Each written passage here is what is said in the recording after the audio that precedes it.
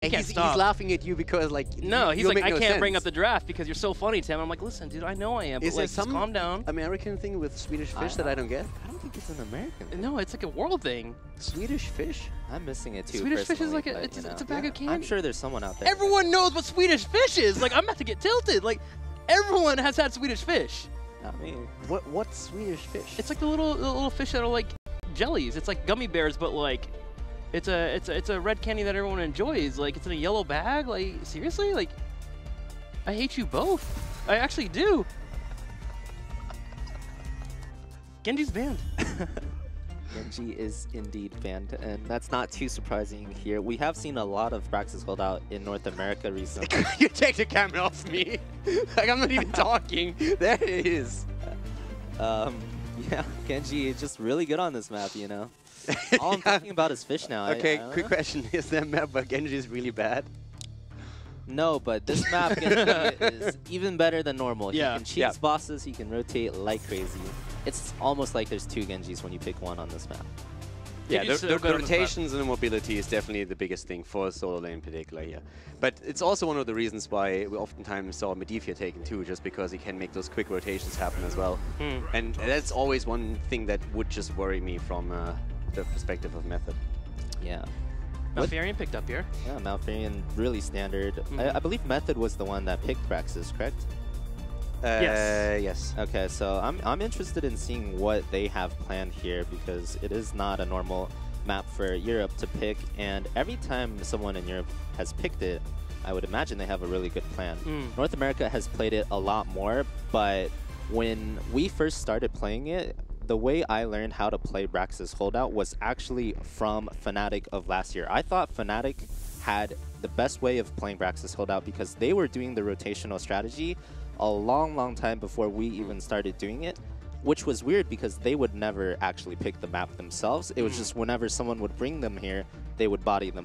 I mean, Dignitas had really good strategies here too, where they played like either with a single global or with double global, and then they always just rotated in a circle or put the double global on a lane, and then went down with the double global immediately into a 5 versus 3 setup, which was pretty cool from their end. From my perspective, by the way, just like talking about the picks here a bit, we have both of these teams with one game on Braxis, and both of them won. So I haven't really seen too much Braxis in Europe, only twice actually. So do we see it more often on your end, on the North American side? Like, how often do you guys play that? I think it's already been played at least twice in playoffs, if not more. So it is a fairly common map in North America. And we actually did see the Phoenix pick up yesterday as well. I spoke about this a little bit yesterday, but the Planet Cracker Ultimate, people compare it to almost a better lava wave. I have not seen this yet, but there are rumors that if you angle the Planet Cracker perfectly right as the Zerg is spawning and going down a lane in the line formation, you can clear basically the entire Zerg wave with one Planet Cracker. I mean, one of the things that better lava wave, like, it's a bit of a stretch. I mean, to be honest, it's pretty hard to make a lava wave worse, so I would agree with the better lava wave. You have to hit it at a perfect angle at the perfect time. Lava wave's good all the time. Lava wave still sucks, Tim. That hasn't changed. I had a point though. Go ahead. Fnatic talked. What's your take on that? Fnatic, when they used Phoenix on Battlefield of Eternity, they talked a lot about how you can put Phoenix now into the solo lane setup because of the wave clear that he has, and he holds his own pretty easily thanks to the shield mechanic that he has. And once you pick up Planet Cracker, you can actually contribute to the 4-man fight that happens at the bot lane. Is that something that you would agree with, or have you seen that yourself, or is that something where you say like, yeah, I don't feel it? No, I totally agree with that. I think there's a couple of things that a solo laner really needs. He needs to be able to survive the lane, which Phoenix can do very easily with a long-range auto attack, as well as a, essentially a blink, a teleport. The second thing they need is self-sustain, and while Phoenix doesn't have like real self-sustain, he does have his shields which regenerate, and that acts as a form of self-sustain. And the last thing is, preferably you want a global, and Planet Cracker is somewhat of a pseudo-global ultimate. Yeah. I mean, we have Medivh now also taken again, so this is pretty much what Zealots have been playing a lot. Yeah. No ban on Diablo so far. How big are the chances that we're going to see a Diablo setup here, since Hanzo was preferred as a ban? I would assume that Blaze is going to be the solo laner for them.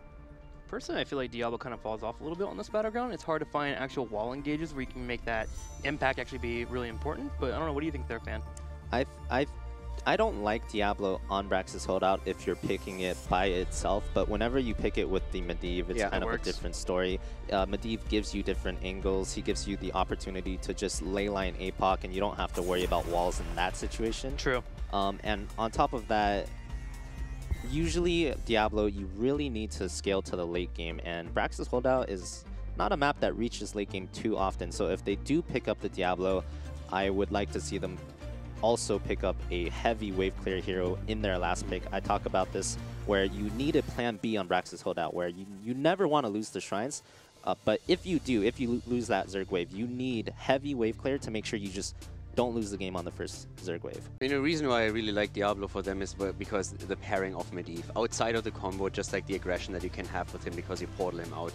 We've seen Mobsio with a lot of Johanna too, so that would solve the wave clear problem if they are trying to send that into the foreman. But before all of that happens, of course, we have the double pick here for Method.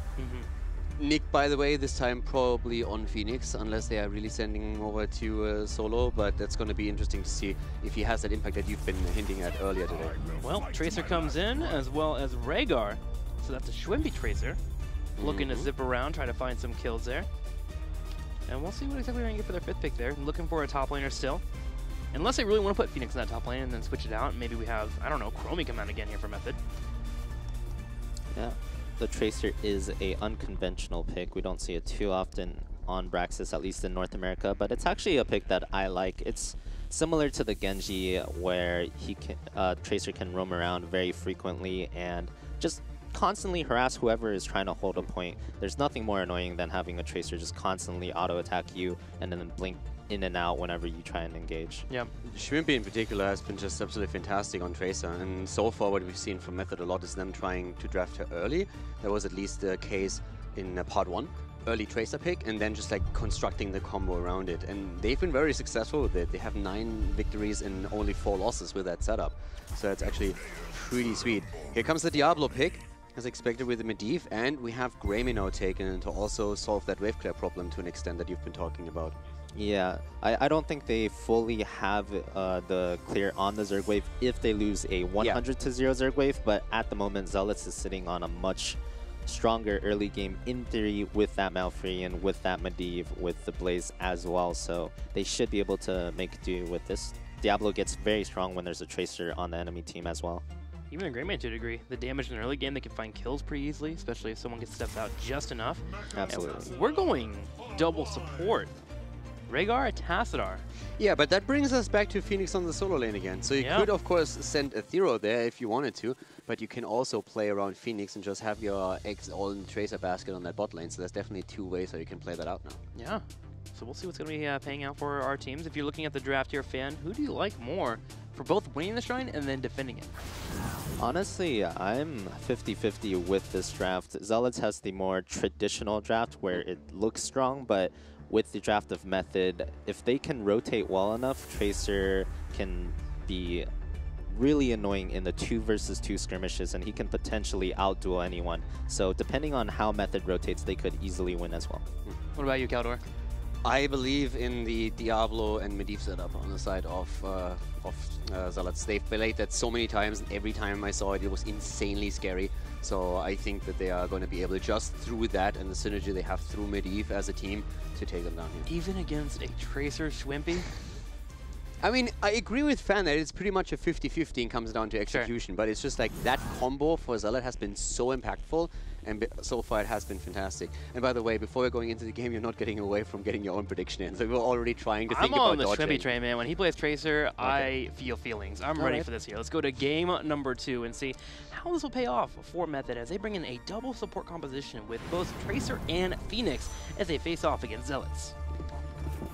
Game on! We have game number 2 starting up, and currently we see Method in the lead against the Zealots. To the left side, we have Method with the Thero on Tassadar, Schwimpy on Tracer, Curson on Rhaegar, Arcana on Anubarak, and Nick playing Phoenix. On the right side, in the red, Zealots.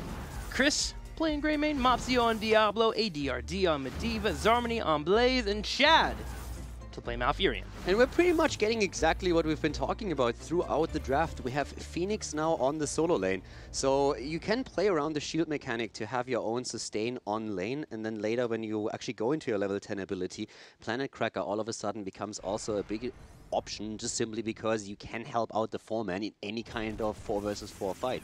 So there's definitely potential for a lot of cool interactions here, something that Fnatic has showcased for the first time in the European region when they were playing on Battlefield of Eternity. But of course, since Braxis is another big 2-lane map, the same thought process behind it applies. Top lane I'm being cleared out. With 3 up here though, they're looking to put a little pressure on Zarmany. And we're going to have Tassadar and Tracer in the bottom lane. And typically, if you're playing around those shields, Tracer will be just fine in sustain, help out with the damage. My main issue is that wave clear, but luckily with Tassadar bringing the side storm, they should have just enough. Yeah, and I mean, at this point, I really want to see again how the synergy between Diablo and Medivh is going to work out for the Zealots. Because now that they find themselves in that setup where they're actually looking actively on the map to put that into play, we can see them just diving on Curson here. Maybe even Mopsio is already sitting in position and is just waiting for that portal to come through. So it's going to be a very, very flexible game from both sides here, trying to be aggressive. Chris already moving in, ADR is here. Mopsio is waiting for an opportunity and trying to get the knock into the wall. They're trying to steal the camp away. If they get this camp, that would be huge for them. The new Breck gets out though with the burrow charge. Here comes a pulse bomb. Force of Will comes out to negate that damage, and Zealots are able to take away the Hellbat camp. And this is big. This is really big for them. So they stole the opponent's camp away. There's an immediate defense set up at the bot lane, but the Zealots now in easy control of the bottom shrine as we see, or the bottom beacon, as we see ADRD move to the top, taking the second one, waiting for Blaze here to solidify the position. 1 point grab, a second grab here at the top, and Zealots jumping up a percentage here, jumping to 32, 34. They continue to climb. Method in a bit of rough position here. They're trying to get a kill on Mopsio, and that would help out a lot for them to be able to take this point at the top. And they do get the kill, so immediately they step up. But Zealots have gotten 70% on the beacon progress. Yeah, the problem is that now they're going to lose both because the top has been claimed, and down to the bot lane, the Tassadar and Tracer composition is just giving Malfurion and Greymane hell. Method is also about to claim the earlier level 4 talent, which is another big advantage here. Ethereal in trouble, and with a reduced health point bar or health points on Tassadar, that is an issue. But they need someone else to really just tip the scales here in their favor, and that's where Diablo comes into play as we see Mopsio appearing in the game again. But a pulse bomb goes out on Chris. Should be trying to heal up a little bit here. Kirsten should have a heal for him pretty soon. He's going to move over and also grab a tap. So we're going to have a nice little 3-on-3 between these two teams. And the top, though, Phoenix and Anubrak continue to control that top lane, while Zealots continue to brawl backwards. We are having our teams jump around between top and bottom lane. Oh yeah, we definitely have a game on our hands here, especially with Medivh trying to just mix things up a little bit by moving between the lanes and trying to set something up here. Shrimpy is being attacked, but in this case, Mopsio did not get the overpower, and so a big problem for him was trying to slam the target into the roots, and if that happens, then Tracer would be in an awkward spot here. But at this point, we still have both of the teams just trying to go for a double beacon control. And currently, that's just not happening because Blaze at the top lane is now up against Phoenix and Anubrak, and that's just a bit too much for him to handle. Yeah, that's kind of one of the issues with playing a Diablo. When you're trying to go for an engage, whenever you put the Shadow Charge onto a hero, sometimes they slip back a little bit further than you would like, and you just can't quite throw them. That's why you sometimes see Diablo players charge onto a minion wave and then grab that target afterwards to ensure that they get it. But Zealots continue to control the bottom point, despite not getting that pick up there on Tracer on the Malfurion. And Curson will sneak away and grab the Night Camp to the top left, trying to help out with the pressure in this top lane, but he has to be careful. The moment he backs up, Zealots could go in for an engage and possibly cut out. Yeah, Nick needs to be cautious here, but so does Zarmany. Mopsio is taking over. If he can hold this for just a bit longer, they might get the first objective, and it looks really likely, especially with ADRD. He can just keep that position a bit longer, and that's all that they need. They're 90% already, and that's going to be 100. Chris is moving on to the point at the bot lane again, is helped out by Shat, and that's the Zerg wave. Big advantage currently for Zealots as we're heading into the first one. Method sets up for defense here. They'll have Tassadar for wave clear. Shrimpy not going to be able to help out too much here. I'm actually kind of wondering if they're going to bring Phoenix down and try and help out with this wave clear. But they look like they're just going to go ahead and defend it with the 4 heroes they have available. Keep in mind, they can portal them in now too. True. And that's really important with Mopsio being around. So that can be a massive aggressive move from ADRD and the Zealots. Portal them behind the fort and just keep going for one of the heroes. The portal should actually come up soon, and they're going to try and take this one down. That should be an easy one. Talking about taking things down, and Uburak in trouble. Here comes the portal, and they're trying to go for it. They're chasing. Chris goes in for the swipe. He turns around and looks at Kirsten instead. Arcaner has the both available, so they could lock down someone. Chris kind of caught out on an island, but luckily he's able to kite backwards towards his team, and the fort eventually will be taken down. And just for an update really quickly here, 29 stacks here for ADRD. A Nubrak gets put into the wall and gets taken out. Shwimpy trying to kite away. Kirsten will have to back up too, as Method loses their fort and a hero. At the same time, Phoenix is just bodying Blaze at the top lane. I mean, that battle has not been going well for Zarmany. Nick has really played very well around the shield mechanic, and Blaze was even forced to go back. And that's massive. Huge advantage here for Method, at least on that front. The problem, of course, is that losing out on the fort at the bot lane definitely set them back in that regard. Finally, Method clears this bottom lane, but boy, was that a chore. But they're still here in experience, only a quarter experience away from Zealots, right behind them here. As long as they don't lose too much more, they should be able to hit level 10, same time as their opponents. Yeah, Nick again under pressure. I mean, talking about Nick just for a second here, let's focus once more on the build that we're currently seeing for him.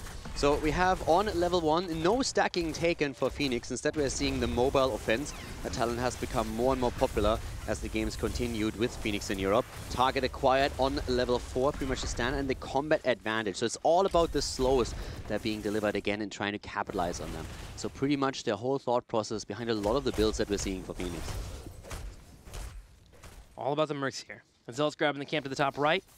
Method do the same here in the top left. This one fort stands up here in the top left, so I'm kind of wondering if we're going to see Method put a couple more in this top lane to make sure he stays alive. They still have that well, too, to help out. They want to fight over the point. Ethereal gets engaged upon by Mopsio, but he should be just fine.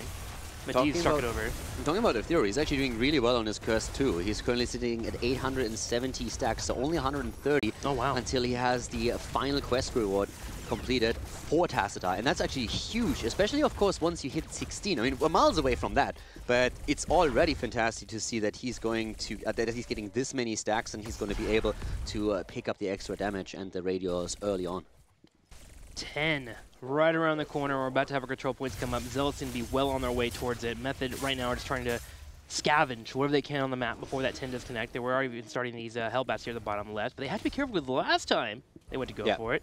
Zealots were willing to go in for an aggressive invade, and they are actually rotating down. The vision plays are pretty important here for Zealots now. And with ADRD, they always make sure that they know what's going on. So they're scouting out the camps, and now they know they can take this one quite easily. And it makes it really difficult for Method to maintain or gain any kind of map control going up against ADRD in that position. So very nice setup here for Zealots again, as they now have the level 10 abilities and are just waiting for ADRD to make the choice, going either into the polybomb or, of course, into the ley line setup seal, setup, so that they can use the Apocalypse right after. It's just impressive to me how confident Zealots are whenever Medivh is available for them. They just seem to be willing to run this map, force any fight they want. ADRD is providing all the vision that you're mentioning, but finally Method hits level 10 themselves and can now try to force their own fights. Gonna have Cocoon coming in for a Nubrak, which is always a game changer. Yeah, and they're already starting things up towards the top. We have Zarmany taking one of the beacons, so they have already a few points, not too much, just 12%. But they can now start the rotation down and see if they can maybe move something in here. We also don't have Planet Cracker. So we talked a lot about Planet Cracker on a 2-lane map where you can use it as a pseudo-global. That's not the case here. So for Phoenix, it's really just all still about the team fights and trying to make sure that you get the extra damage in around big 5v5 team fights with the Purification Salvo. If you're in trouble, use Dimensional Shift. Zealots don't chase over, instead they turn their attention toward Shwimpy. Put a decent amount of damage on him, but Method able to stay through. Barely missing the jet propulsion against Shwimpy here. The coordination between Diablo and Blaze was slightly off. If that would have hit, there's a decent chance that Shwimpy might have died. Zarma's here to the top lane, and we're trying to grab that point, but Nick is here to receive him. Gets decent damage in. And Nubrak taking some damage as well as the Ancestor Healing comes out a little bit early. Zealots turn around this fight. They charge for Rhaegar, but Kirsten able to sneak out. Cocoon is in, and Shat goes down, goes for the Twilight, but that didn't do too much. The salvo is also in play. Bunker expertly used to dodge it. The problem is that we might still see a second kill against them. Mopsio is low. ADRD with the ley line is trying to do what he can, but Diablo is dead, and he's not the only one. Medivh is falling, and that's a triple kill.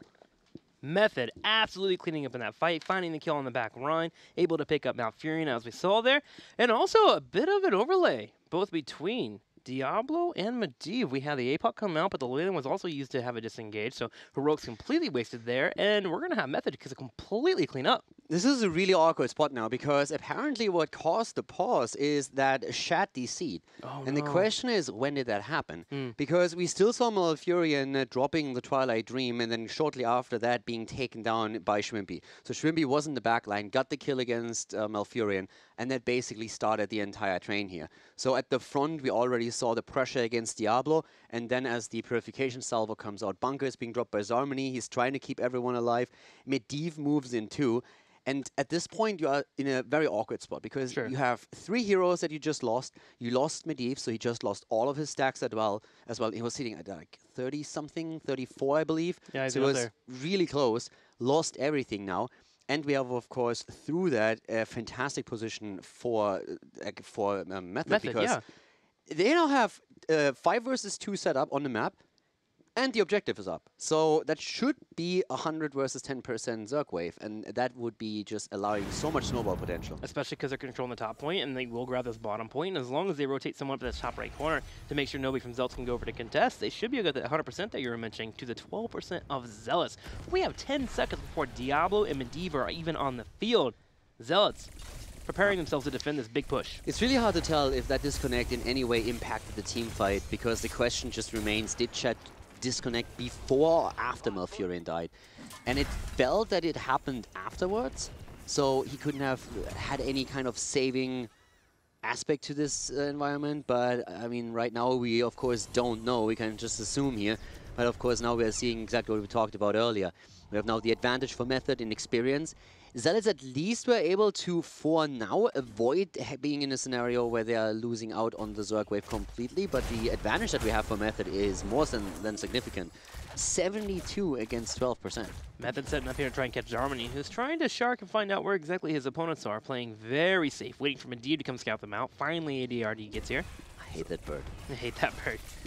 He definitely does change the dynamics of trying to set up the bush meta. Yeah, we have the Chinese bush meta being put into play, and then the bird comes along and just ruins everything. But down here, we're going to see a team fight, and level 13 isn't ready yet for Method. They would love to grab that XP, and they're actually trying to dodge the fight for now and just wrap around the middle and go to the top to reclaim one of the beacons and stop the progress bar of Zealots. But Zealots at least made it to 40%. Made it to 40%. They're even set up here for a flank on this bottom left corner if anyone steps over. Medivh continues to scout, but 13, so close for Method. I like the camp control a lot that we have from Zealots, and that's mainly because they can play around divisions so well here. But the 13 is, of course, what Method wants. They want 13 and then force a fight. But right now, there's a camp at the bot lane that is pushing. The spot that the Zealots are in is not really too bad. As long as they can hold on to the top, that would be fantastic for them here. 13 so close. Finally, it connects, and Method gets aggressive. Already putting some damage on Zarmony. Here he goes underneath half health. Method able to grab that top point, but Zealots, with their dancing so far, have also soaked experience too. They're on their own 13 soon. And Zealots is at 62% now. 72% against 62. That's fantastic for Zealots, considering how they ended up in that spot. Losing a team fight and losing 3 heroes and then falling far behind. And they have a camp at the bot lane, so there's so many things that work well for Zealots, even though they are still a talent behind. Method are trying to force this. They want to get kills here. Salvo comes out, and Nupicaner goes in for the knock-up. Is able to set Mopsio here to the left. Mopsio's getting low on health. He's taking a nice little beating, but Leyline Seal comes out. Shouldn't be able to dodge out on it, and he goes in and gets a kill. Yeah, it gets the kill. The silence comes a bit too late to prevent it here. No counter kill yet, but the bottom lane still heavily pressured, and that is something that Method has to be concerned about. The wall is about to fall. Camp finally cleared by the turrets, but Zealots losing another hero.